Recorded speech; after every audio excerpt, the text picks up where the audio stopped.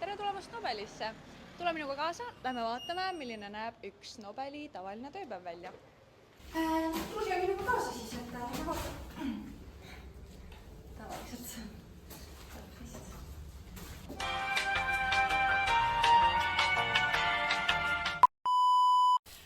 Ja nii lihtne see oligi. Lähme otsime praktikandid üles.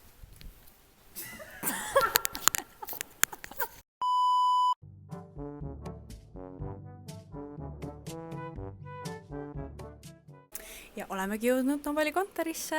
Tunnen juba vaikselt seda head kohvilõhna.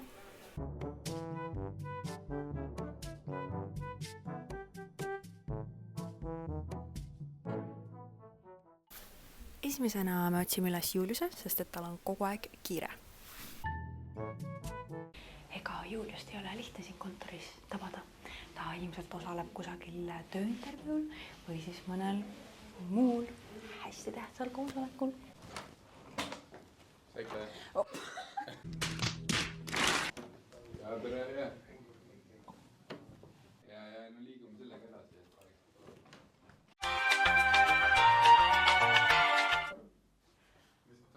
Jah. Tšau, Julius. Ja aru saada. Tšau, Julius. Ja.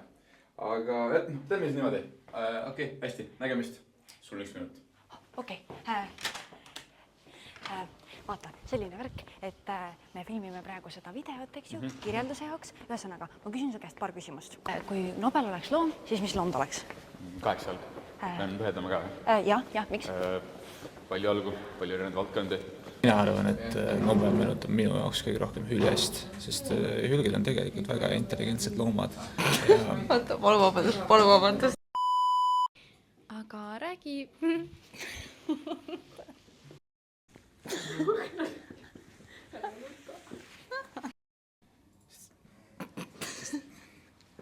Nii, otsa.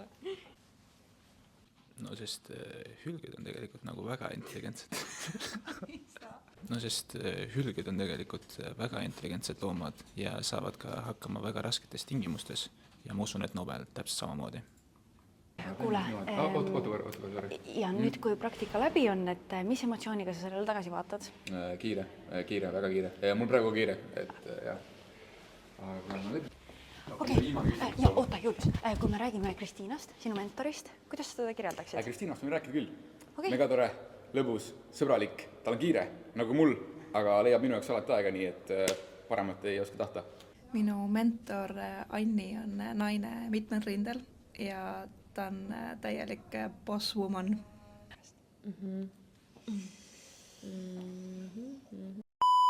See, kuidas ta suudab...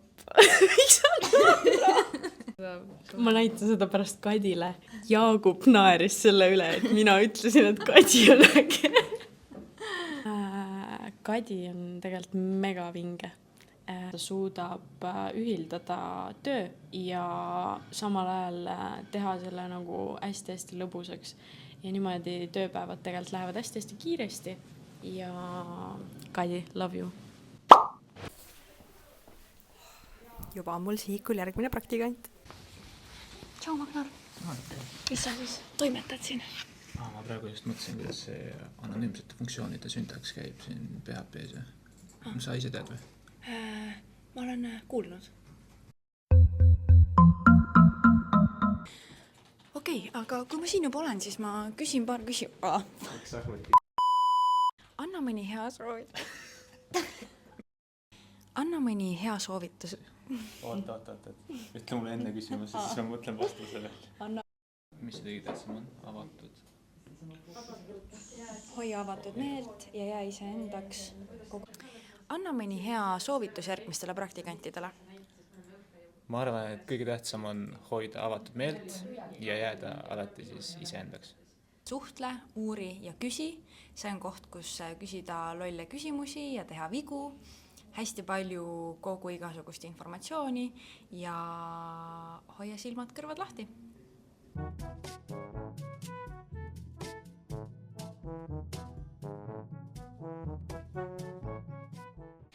Askoga on selline lugu, et ta on kõikjal, aga samas mitte kusagil.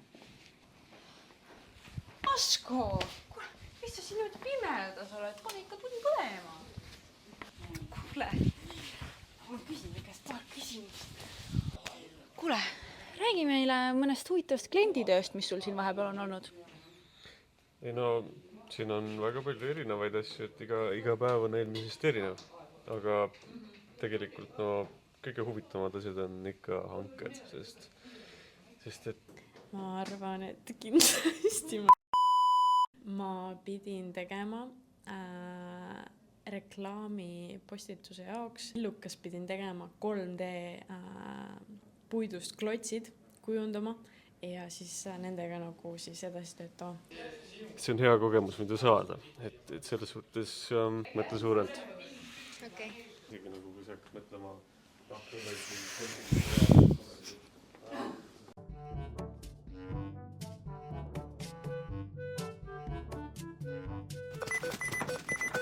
Ma leidsin Marise ja ma küsin ta käest paar küsimust.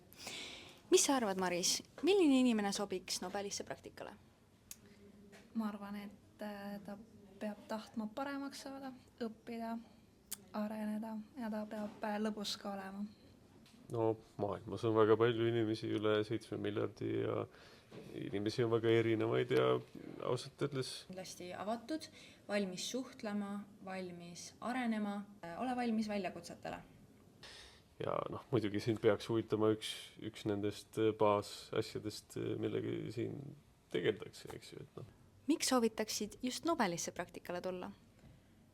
Nobelis tegeletakse nii paljude erinevate asjadega, et siin on võimalus reaalselt kõike õppida, mida sa soovid. Ma ütleks, et veebiarenduse poole pealt on kõige lähedam see, et usaldatakse minu kätesse siis reaalseid projekte ja saab tegeleda lahedate asjadega.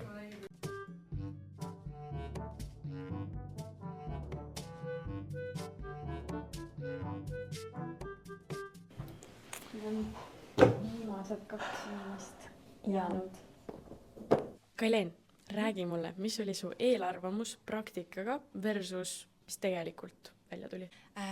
Ma arvan, et minu eelarvamus läks suhteliselt täppi reaalsusega, et väga tore on, ma olen väga palju õppinud, aga mis oli väga positiivne üllatus, oli see, et meil on ka ühiseid projekte praktikantidega ja muidugi projektijuhina pandi mind kohe neid projekte ilusti juhtima, mis oli küll nagu ootuspärane, aga siiski väga minu mugavustsoonist väljas. ma arvasin, et saab hästi palju uusi teadmisi, tuleb õppida palju ja kohtuda ja sõbraks saada uute inimestega ka ja tegelikkuses läkski täpselt nii, nagu ma arvasin. Okei, väga hea, super, see on tehtud. Okei, näeme homme. Davai, homseks. Jaa, tšau. Oota, kuule. Homseks on vaja postituse jaoks pänkut, bännerit, nii et ära unusta. Kell on 4:30. Homseks. Mis Homseks. mõttes? Jah, ja nii meil asjad käivadki. Kui sa tahad ka siia tulla, siis tule. Palun aita mind.